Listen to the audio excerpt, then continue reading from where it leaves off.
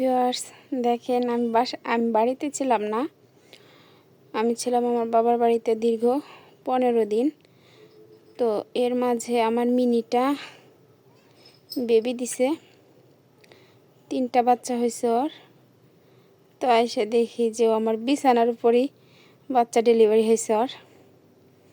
দেখেন বাচ্চাগুলো কত কিউট হয়েছে। আমি জানি ওর পেটে অনেক ক্ষুধা,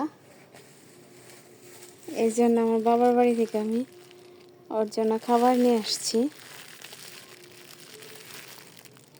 মাছ ভাজা আর ভাত। কারণ এ সময় ওর খিদাটা অনেক বেশি লাগবে, এর জন্য আমি কখন রান্না করব না কি করব, ওর জন্য আমি আগেই নিয়ে আসছি। দেখেন আমার ঘর বাড়ির অবস্থা। তো ওইখানে মূলত ওর বাবু হয়েছে, বাচ্চাগুলো হয়েছে, পরে এইখানে আনছে। তো মাশাআল্লাহ 2টা ছেলে বাবু, একটা মেয়ে বাবু হয়েছে। মিনি ভাত খাবা? আয় মিনি, মিনি, এই যে মিনি, তুমি গুড্ডুকে দেখছো? গুড্ডু আজকে আসতে চাইছিল না নানু বাসা থেকে, জানো? ওটা জোর করে আনা হয়েছে। গুড্ডু,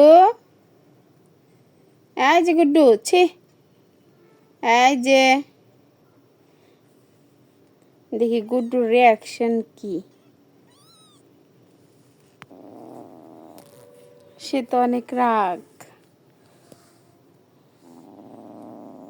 দেখতেই পারছেন কেমন করে সুসাইতাছে। চলে যাবা?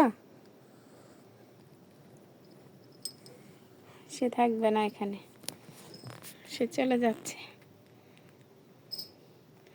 আল্লাহ হাফেজ, সবাই ভালো থাকবেন।